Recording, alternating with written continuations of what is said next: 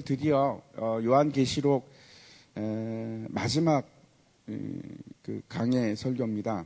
2017년 5월부터 시작해서 한 1년 반 정도가 지났는데 이제 마치게 되었습니다. 우리가 이제 주일 예배 때 창세기를 끝내고 그다음에 또 요한계시록도 이렇게 해서 마치게 되는데 성경의 첫 시작 알파와 오메가 마지막 끝나게 됐습니다. 그래서 이제 창세기는 태초로부터 시작해서 하나님의 구원의 계획이 시작된 그 사건이고, 그리고 이 요한계시록은 우리가 이제 비록 보지는 못하지만, 우리 실제로 이 눈으로 우리가 확인하지는 못하지만 하나님께서 우리에게 보여주시는 마지막 구원의 완성입니다.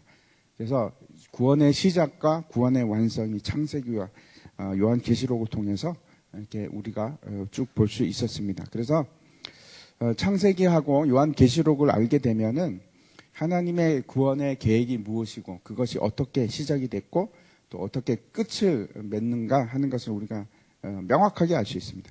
혹시 이제 여러분들이 가운데 이렇게 듣지 못하신 분이 빠지신 곳들이 있으면은 이제 인터넷을 통해서 볼 수 있는데, 좀 아쉽기는 한 것은 몇 개가 이제 녹화가 안 됐습니다. 그래서 빠진 것도 있는데, 그래도 이제 나머지 설교들을 보시면서 그 창세기하고 요한계시록은 분명히 좀 알았으면 좋겠습니다. 굉장히 중요합니다.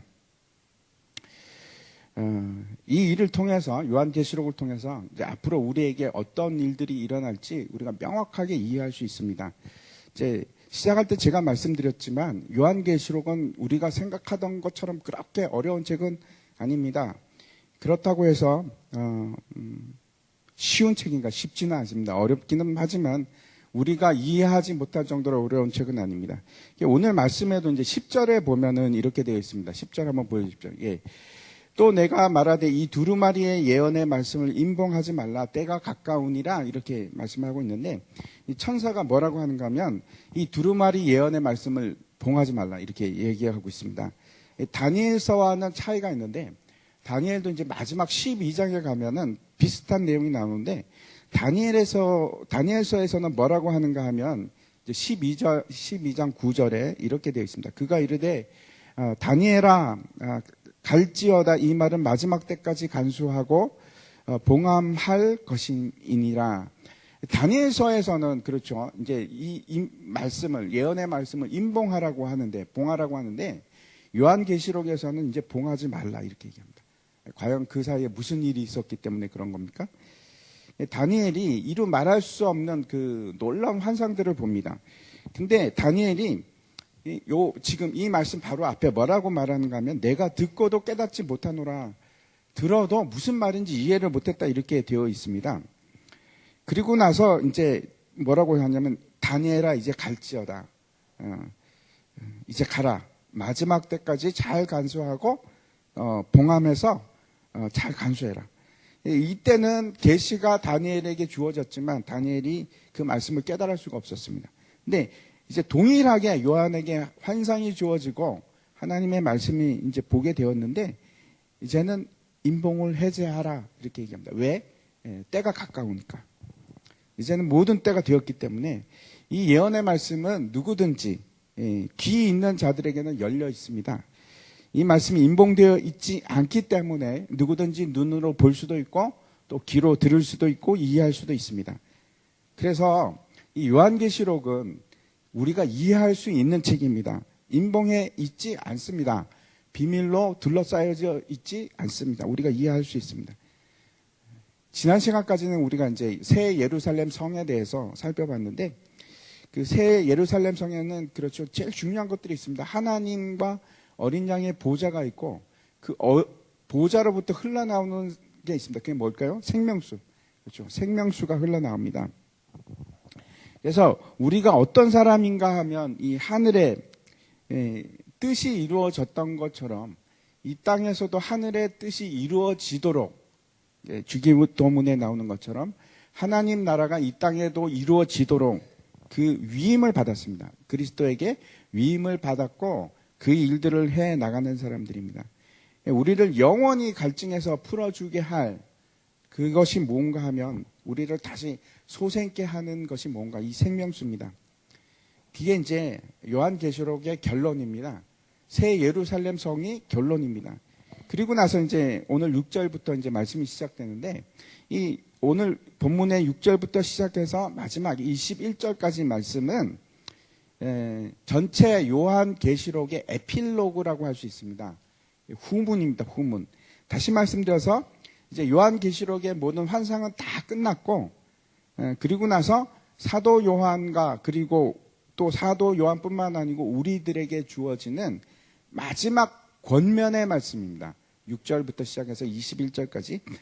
그리고 이 권면의 말씀은 요한계시록을 끝맺는 말씀이기도 하고 그렇죠. 성경 전체를 끝맺는 말씀, 권면의 말씀이기도 합니다. 그래서 이게 굉장히 중요합니다. 오늘 6절부터 21절 사이에 뭐라고 마지막으로 하나님께서 결론의 결론 아닙니까? 하나님께서 우리에게 뭐라고 권면을 하실까? 절대 우리가 잊어서는 안 되는 5가지 권면을 하고 계십니다. 그래서 우리가 이 말씀들을 하나하나 살펴보도록 하겠습니다. 5개의 권면인데 첫 번째가 이제 6절과 7절에 있는 말씀입니다. 어떤 건지 한번 보겠습니다. 6절과 7절 같이 한번 읽을까요? 예, 같이 읽겠습니다. 시작. 또 그가 내게 말하기를 이 말은 신실하고 참된지라 주 곧 선지자의 영에 하나님이 그의 종들에게 반드시 속히 되어지리를 보이시려고 그의 천사를 보내셨도다. 보라 내가 속히 오리니 이 두루마리의 예언의 말씀을 지키는 자는 복이 있으리라 하더라. 이게 첫 번째 권면인데 뭐라고 하는가? 예언의 말씀을 지키는 자는 복이 있다. 한 장 넘겨주십시오. 한 장 넘겨주면은 저것이 첫 번째 권면입니다. 예언의 말씀. 예언의 말씀이 뭡니까? 이 성경 말씀이죠. 성경 말씀을 지키는 자, 그대로 따르는 자는 복이 있다. 이것이 첫 번째 권면입니다. 왜 이게 지키는 자는 복이 있다고 할까요? 3가지 이유를 지금 말씀하고 있는데 이 6절과 7절 다시 한번 보여주시면 첫 번째는 뭐라고 되어 있는가 하면 이 말이 신실하고 참되기 때문에 이렇게 얘기합니다. 신실하다는 것은 어떤 뜻입니까? 믿을만하다 그런 뜻입니다. 믿을만할 수 있는 말일 뿐만 아니고 이 말은 거짓이 아니고 진실하기 때문에 진리이기 때문이다. 참된 말이기 때문에 우리가 지켜야 한다 이렇게 얘기하고 있습니다. 이 말씀의 원천이 누굽니까? 그렇죠. 예수님이고 하나님이십니다. 그렇죠. 예수님 하나님이십니다. 사람이 아닙니다. 하나님께서 말씀하신 것이고 그 말씀이 곧 예수 그리스도고 예수님은 참되십니다. 하나님이십니다. 진리십니다. 세상 사람들의 말은 믿을 수도 있고 안 믿을 수도 있습니다. 그렇죠. 여러분 사람들의 말을 잘 믿으십니까? 믿지 마시기 바랍니다. 제가 말씀드리는 것은 사람과 사람 사이에 불화를 일으키려고 드리는 말씀이 아니고 사람의 말은 믿을 수가 없습니다. 신뢰할 수가 없습니다. 성경에서 뭐라고 얘기하냐면 너희는 맹세하지 말지니 그럽니다. 맹세하지 말라고 합니다. 왜? 믿을 수 없으니까. 땅으로도 하지 말고 그다음에 하늘로도 하지 말고. 왜 그런가? 왜 우리는 맹세할 수 없을까요? 우리는 영원한 존재가 아닙니다. 영원하지 않는 것을 우리가 진리라고 말할 수가 없습니다. 우리는 진리가 아니고 변하는 것입니다. 변하는 것. 세상에 많은 법칙들이 있습니다. 그렇죠. 여러분이 알고 있는 법칙들도 많지 않습니까? 마치 진리인 것처럼 여겨지는 것도 있습니다. 예를 들어서 1 더하기 1은 2다. 이거 진리입니까? 네? 진리가 맞습니까? 대수학적으로는 2가 맞습니다. 제가 옛날에 수학 공부했습니다. 대수학적으로는 맞는데 근데 그게 고등수학으로 가면 안 맞습니다. 조금만 고차원적인 상황이 되면은 1 더하기 1은 2가 아닙니다. 변할 수가 있습니다. 예를 들어서 물 한 방울 더하기 물 한 방울 2방울이라고 합니까? 여전히 한 방울입니다. 그런 개념이 이제 고등수학으로 가면 있습니다. 세상에 진리가 있습니까, 여러분? 진리가 없습니다. 왜? 세상은 변하기 때문에 진리라고 할 수가 없습니다. 어떤 것도 진리는 하나도 없습니다. 물리 법칙이 됐건 무슨 법칙이 됐건 사람들이 진리라고 하지만 진리는 아닙니다. 규정이 있고 어떤 법칙이 있고 그걸 진리라고 할 수 있습니까? 하나도 없습니다. 그런 거 하나도 없습니다. 다시 말씀드려서 세상도 그렇고 여러분 아시는 것들도 그렇고 사람도 그렇고 부모도 그렇고 자식도 그렇고 믿을 만한 것은 하나도 없습니다. 제가 그래서 말씀드리는 것은 여러분 뭐 믿지 말고 의심하라 이런 말씀은 아닌 거 아시죠? 저를 믿지 마십시오. 저도 사람입니다. 피조물입니다. 영원하지 않은 존재입니다. 영원한 것은 하나님과 또 뭐가 있냐면 하나님의 말씀밖에 없습니다. 그거 외에는 영원한 것이 없습니다. 그래서 믿음의 대상이 아닙니다, 여러분. 믿음의 대상은 무엇밖에 될 수 없는가 하면 영원한 것. 그 영원한 것 중에서 하나님과 하나님의 말씀밖에 없습니다. 그게 우리 믿음의 대상이지 다른 것은 우리의 믿음의 대상이 아닙니다. 제가 다시 한번 말씀드립니다. 그런 거 다른 거 하나도 믿지 마십시오. 변할 수 있습니다. 신뢰하지 마십시오. 그걸 갖다가 기대지 마십시오. 저도 믿지 마시고 여러분의 자식도 믿지 마십시오. 믿고 기대하면 반드시 실망합니다. 저도 똑같을 겁니다. 저 기대했다가 실망하면 제 책임이 아닙니다. 여러분 책임. 유한한 것은 믿음의 대상이 될 수가 없습니다. 어떤 사람들은 돈을 믿습니다. 그렇죠? 여러분 하나님 외에 다른 거 믿게 되면 우상 숭배입니다. 왜 우리가 예언의 말씀, 하나님의 말씀을 지켜야 하는가?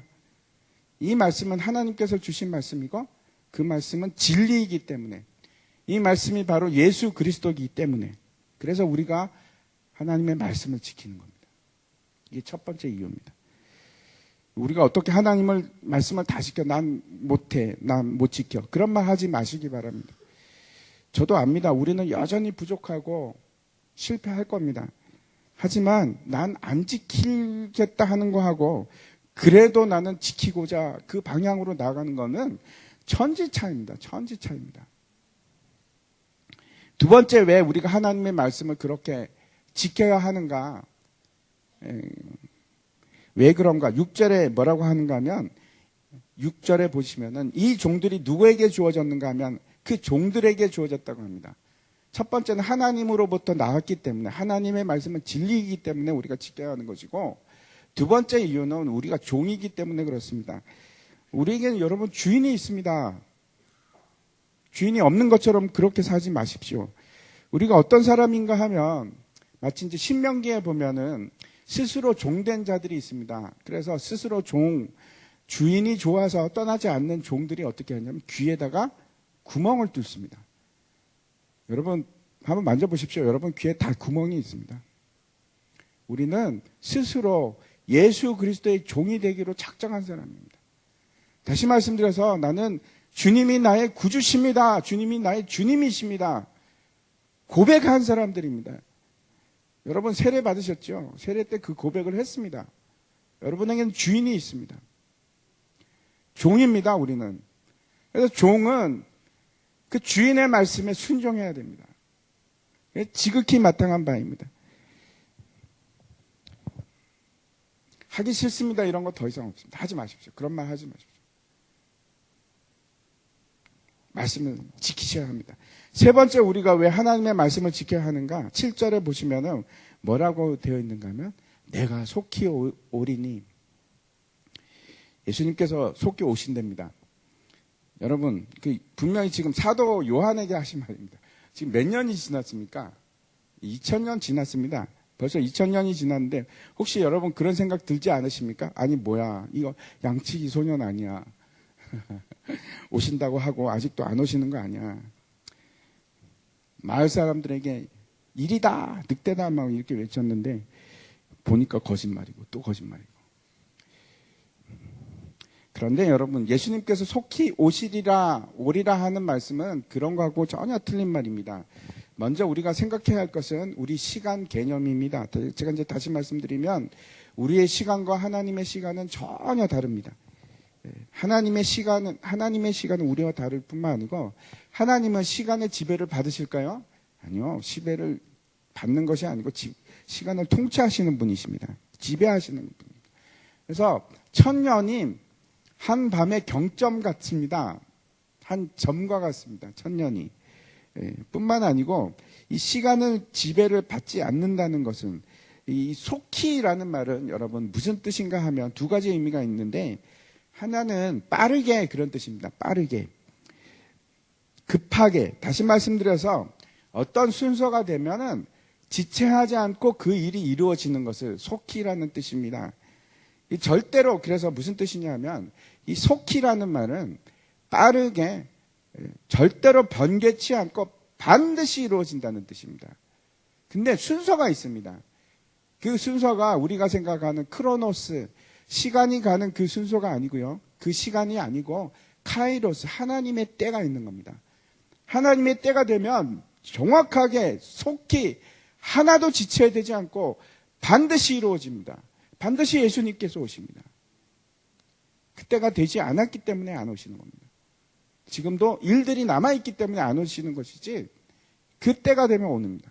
그래서 우리가 이 속히 오리라 하는 말씀을 우리가 생각하는 시간 개념으로 빨리빨리 오시겠지 하는 그 시간이 아니고 하나님의 때에 지체치 않고 오십니다. 반드시 오십니다. 그래서 이제 우리에게 요한계시록을 주셨고 그래서 우리가 이 요한계시록을 공부한 겁니다. 그래서 그때가 언제인지 우리가 요한계시록을 통해서 알아가는 겁니다. 아, 이때구나. 아, 이때는 아직 안 됐구나. 그걸 분명히 알 수 있습니다. 그래서 예수님께서 이 땅에 오시기 전에 분명히 이루어져야 할, 선제적으로 이루어져야 할 일들이 있습니다. 하나님께서 그 일이 이루어지지도 않았는데 예수님을 먼저 보내지는 않으십니다. 다음 일이 진행되고 그 다음 일이 끝나고 하나님의 때가 됐을 때 지체치 않고 반드시 속히 그 다음 일은 이루어집니다. 그리고 예수님께서 오십니다. 제가 이제 이미 말씀을 드렸지만 그래서 우리가 정확하게 그때는 2019년이다, 2020년이다 이렇게 얘기하는 거는 이단들이나 하는 얘기입니다. 왜냐? 전혀 그 크로노스하고 카이로스를 이해하지 못하는 사람들이 그런 시간을 얘기하는 겁니다. 2025년에 예수님이 온다. 그거는 무조건 여러분 그거 이단적인 생각입니다.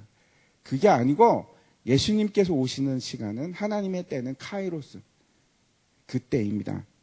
그래서 크로노스 때는 언제인지 모릅니다. 2020년이 될지 2030년이 될지 모릅니다. 모르지만 우리는 분명히 구별할 수 있는 것이 하나님의 때, 카이로스 때는 언제인지 우리가 압니다. 뭐라고 얘기하십니까? 마태복음에 여름이 오면 무화과 나무의 잎이 연해지는 것을 알리라. 그게 징조가 된다고 얘기하시거든요. 그래서 우리는 압니다. 아, 여름이 왔구나. 아, 이제 무화과 열매가 맺을 때가 됐구나. 분명히 알게 되어 있습니다. 그래서 제가 몇 번 말씀드렸죠. 예수님께서 우리에게 도적같이 오십니까? 네? 도적같이 오십니까? 아닙니다. 우리에게 도적같이 오시지 않습니다. 제 말이 아니고 데살로니가 전서 말씀입니다. 다시 한번 제가 볼게요. 여러분 기억하십시오. 5장 4절입니다. 같이 한번 읽겠습니다. 시작. 형제들아 너희는 어둠에 있지 아니하매 그날이 도둑같이 너희에게 임하지 못하리니. 절대로 우리에게는 도적같이 오지 않습니다. 우리는 압니다. 그때가 언제인지 카이로스적인 시간대가 압니다. 아, 이제 이때가 되어왔구나. 분명히 알게 되어 있습니다. 그래서 그 일들을 위해서 요한계시록이 우리에게 주어졌습니다. 그래서 우리가 요한계시록도 열심히 공부를 해야 됩니다. 속히 오신다 하는 것은 반드시 그 정하신 때에 지체하지 않고 오신다 하는 의미도 있고 또 다른 뜻이 있습니다. 헬라어로 타퀴라는 말인데 갑자기 호련히 그런 뜻입니다. 그래서 전혀 예상하지 못했을 때 누구에게는 어둠에 있는 사람들에게는 전혀 예상하지 못했을 때 옵니다. 갑자기 호련히 그때 오십니다. 마치 신랑을 기다리던 열처녀들 여러분 기억하시죠? 그 열처녀들이 꾸벅꾸벅 졸 때 한밤중에 그때 신랑이 옵니다. 그래서 여러분 그때 뭐가 차이가 났습니까? 열처녀 중에서 5명과 5명이 차이가 났던 것이 등잔에 기름이 있는가 없는가. 그겁니다. 그래서 우리가 말씀을 지켜야 합니다. 우리가 말씀에 깨어 있어야 되고 우리가 가지고 있는 램프에 기름이 있어야 됩니다. 등잔에 채워져 있어야 됩니다. 기름이. 이게 이제 첫 번째 우리에게 주어진 권면입니다. 혹시 여러분 이제 계시록을 처음 시작할 때 소아시아에 주어진 7교회에 주어진 예수님의 말씀 기억나실지 모르겠는데 빌라델피아 교회에다가 예수님께서 주신 말씀이 있습니다. 말씀과 소망을 빼앗기지 말고 지켜라. 다시 그 소아시아 7교회에 주신 말씀들이 여기서도 반복이 됩니다.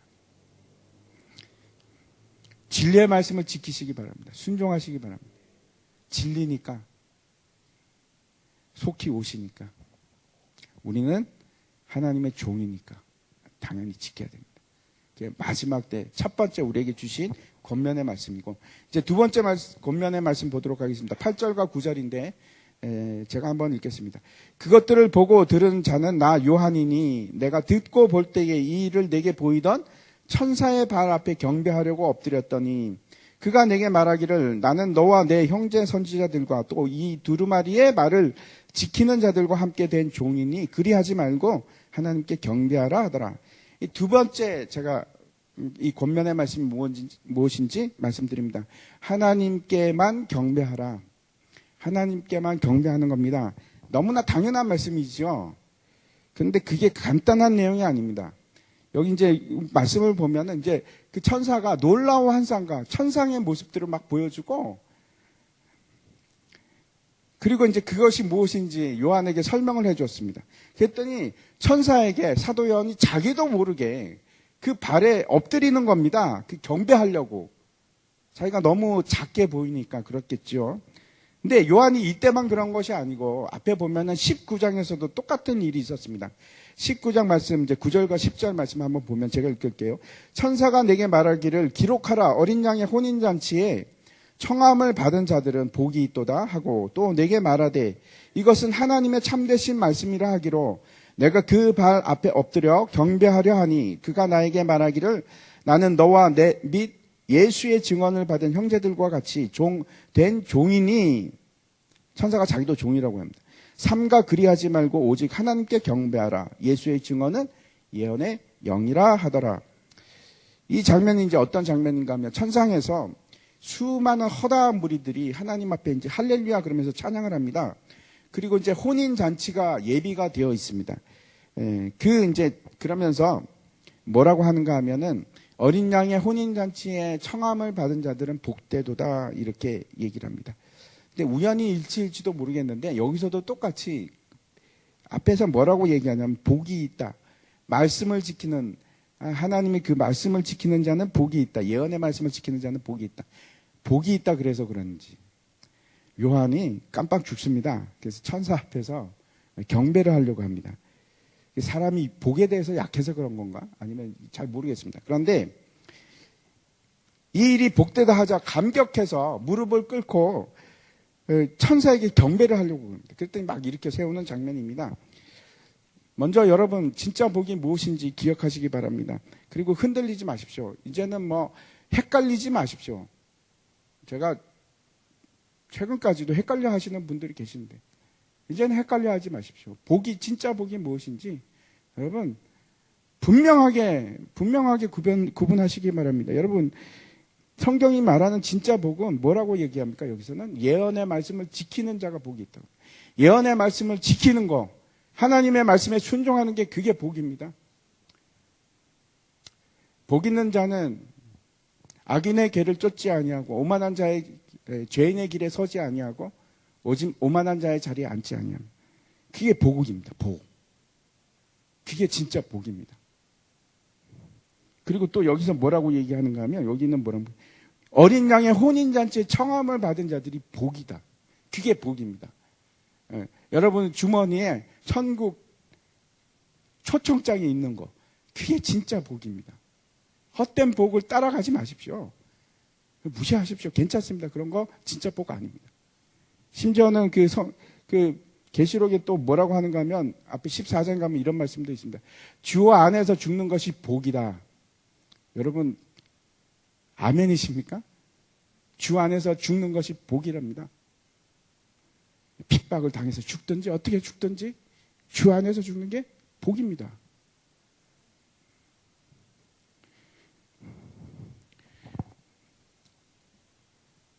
마태복음에서는 뭐라고 합니까? 심령이 가난한 자가 복이 있다고. 애통하는 자가 복이 있다고. 마음이 온유한 자가 복이 있다고. 눈이 청결한 자가 복이 있다고 합니다. 무슨 복을 쫓아가겠습니까, 우리는?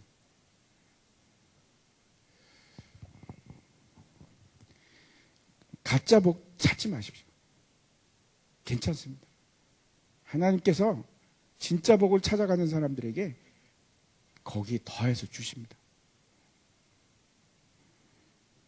진짜 복을 찾아가시기 바랍니다. 아무튼 그 천사가 놀라운 광경을 막 보여주니까 그 의미를 이제 설명하니까 놀라움과 기쁨에 사도 요한이 누구를 경배하고자 하는가 하면 천사를 경배하려고 하는 겁니다.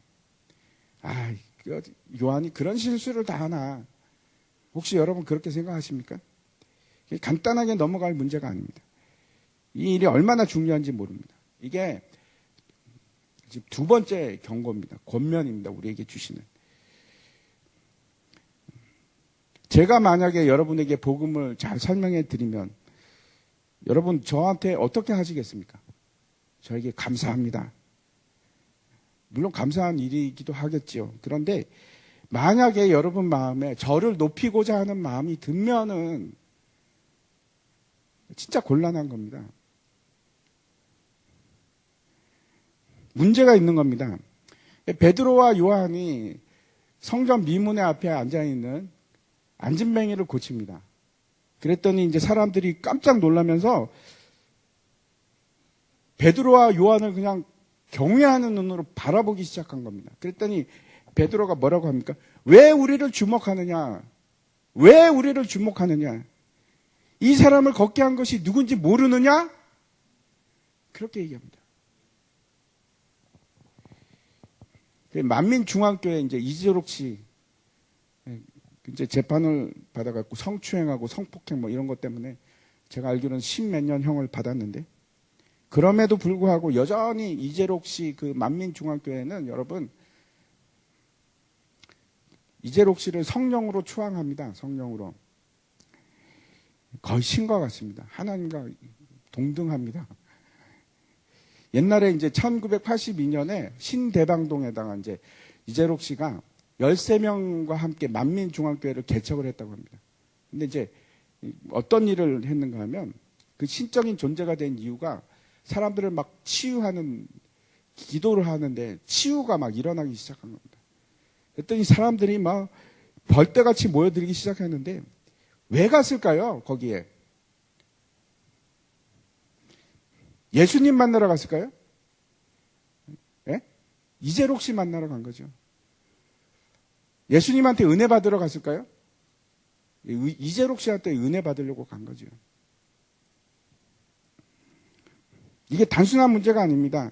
지금 있는 모든 이단들의 공통점이기도 하고 유명한 목사님이 있는 큰 대형교회도 마찬가지 문제입니다. 높임을 받는 겁니다. 높임을 받고. 대단한 사람이 되어가고 추앙받고. 그래서 영적인 지도자가 내가 뭐 좀 잘난 게 있지 그러는 순간에 순식간에 그냥 망하는 겁니다. 순식간에 끝나는 겁니다. 예수님께서 마태복음에 뭐라고 말씀하시는가 하면 7장 22절에 그날에 많은 사람이 나더러 이르되 주여 주여 우리가 주의 이름으로 선지자 노릇하며 주의 이름으로 귀신을 쫓아내며 주의 이름으로 많은 권능을 행하지 아니하였나이까 하리니 그때 내가 저에게 밝히 말하되 내가 너희를 도무지 알지 못하니 불법을 행하는 자들이여 내게서 떠나가라. 아, 저 목사님은 신령하죠. 그런 거 없습니다, 여러분. 그런 거 없습니다. 신령한 목사님, 그런 거 없습니다.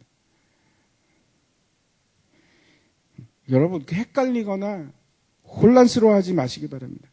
누가 하신 겁니까? 목사님이 하신 겁니까? 아니면 하나님이 하셨습니까? 하나님이 하신 겁니다. 왜 사람을 보십니까?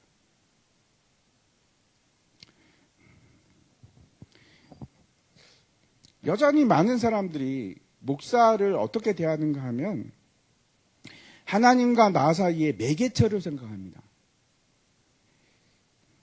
여러분, 예수님께서 십자가의 죽으심으로 휘장이 쫙 찢어지고 하나님과 우리 사이에 장막이 사라졌습니다. 장막이. 그래서 우리가 예수 그리스도의 피로 담대함을 얻어서 성소로 그냥 나아갈 수 있습니다. 누구든지 그냥 나갈 수 있습니다. 다른 누구도 필요하지 않습니다.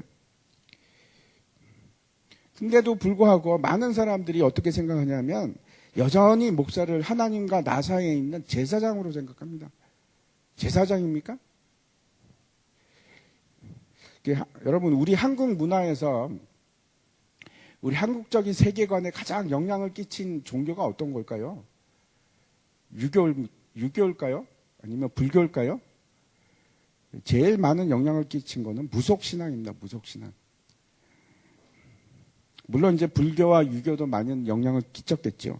근데 불교도 무속신앙의 영향을 받아서 무속화돼 버렸고 유교도 마찬가지입니다. 절을 합니다.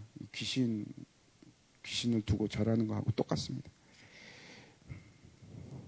그런 세계관의 영향을 받아서 우리가 어릴 때부터 그런 문화권 안에서 자랐기 때문에 여전히 이제 목사를 어떻게 생각을 하는가 하면 무속시장으로 말을 하자면 무당쯤으로 생각을 합니다. 목사를. 그래서 이제 담임 목사를 큰 무당, 부목사를 새끼 무당,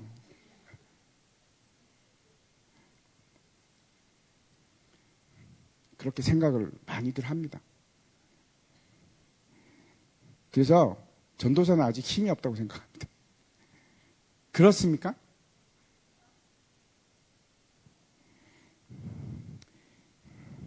어떤 분은 차를 사면 기도해 달라고 합니다. 물론 제가 기도해 드립니다. 근데 왜 기도해 달라고 할까요? 사고 나지 말라고. 구타하는 거하고 뭐가 다릅니까? 네. 똑같지 않습니까? 그런 건 여러분 본인이 하시면 됩니다. 목사는 무당이 아닙니다. 신령한 목사 이런 거 없습니다. 하나님의 종입니다. 숭배 대상이 아니고 높임을 받는 대상이 아닙니다. 그렇다고 해서 여러분 무시하는 건 아니고 그런 말을 드리는 건 아니고 높임을 받을 이유는 없습니다. 물론 이제 기도할 때 야고보서에 보면 뭐라고 합니까? 의인의 강구하는 역사하는 힘이 크다. 의인의 강구는 역사하는 힘이 크다. 이렇게 말씀을 하고 있고, 그리고 믿음의 기도는 병든 자를 구원하리라 하는 말씀도 있습니다. 그래서 또 아픈 자가 있으면 병이 낫기를 기도할 때 장로들을 청해서 장로들을 기도를 하게 하고 이렇게 말씀을 합니다. 분명히 믿음으로 하는 기도는 하나님께서 들어주십니다. 그렇죠? 그리고 분명히 병이 낫기를 위해서 서로 기도하라. 분명히 그렇게 말씀합니다. 그러면서 야고보서에서 또 뭐라고 얘기를 하는가 하면 엘리야 얘기를 합니다. 비가 안 올 때 그렇죠. 엘리야는 우리와 같은 성정을 가진 사람으로 하나님께 기도하니까 어떻게 됐습니까? 비가 왔습니다. 하나님께서 비를 주셨습니다. 하지만 누가 주신 겁니까? 엘리야가 비를 줬습니까? 아니죠. 하나님께서 주셨습니다. 누가 고치십니까? 하나님께서 고치시는 겁니다. 도구로 사용할 뿐입니다. 도구로 사용할 뿐입니다. 만약에 어떤 신령한 목사님 기도해서 병이 나왔다. 그러면 그 목사님이 고치신 게 아니라 누가 고치신 겁니까? 하나님께서 고치신 겁니다. 하나님께서. 경배의 대상은 피조물이 될 수가 없습니다. 경배의 대상은 늘 누군가 사람이나 피조물이 아니고 오로지 한 분 하나님밖에 없습니다. 우리가 경배할 분은 하나님 한 분밖에 안 계십니다. 이걸 잊지 마십시오. 이게 두 번째 권면입니다. 우리가 언제나 놓치기 쉬운 것 중에 하나입니다. 마지막 때가 되면 이런 일은 점점 더 심해질 겁니다. 심지어 뭐라고 합니까? 많은 사람들이 기적을 행할 것이고 그 기적 때문에 높임을 받을 것이고 그것으로 미혹할 것이고 심지어는 그 짐승이 죽었다가 살아나고 거짓 선지자들을 통해서 그런 일들을 막 할 겁니다. 그래서 경배하라고 할 겁니다.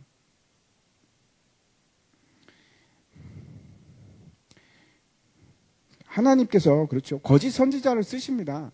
그래갖고 거짓 선지자를 통해서 귀신이 쫓겨날 수도 있고 그런다고 할지라도 하나님께서 예수 그리스도께서 뭐라고 하면 내가 너를 알지를 못하는도다. 모른다. 넌 모른다. 절대로 여러분 다른 피조물에게 절하지 마십시오. 피조물에게 절하시면 안 됩니다. 피조물 중에 돈도 들어갑니다. 높은 명예도 들어갑니다. 그런데 굴하지 마십시오. 무릎 꿇지 마십시오. 절대로 하시면 안 됩니다. 그런 것들은 여러분 다 피조물입니다. 고개를 숙이지 마십시오. 예수님께서 거짓 선지자 이세벨을 용납했던 두아디라 교회에다가 뭐라고 하시면 진리를 붙잡아라. 두 번째 반드시 기억하시기 바랍니다. 우리 경배의 대상은 누구? 하나님 외에는 아무도 없습니다. 오로지 하나님만 경배하십시오. 두 번째 권면입니다. 세 번째 권면의 말씀 보도록 하겠습니다. 11절과 12절인데 같이 한번 읽겠습니다. 시작. 그대로 불의를 행하고 더러운 자는 그대로 더럽고 의로운 자는 그대로 의를 행하고 거룩한 자는 그대로 거룩하게 하라. 보라, 내가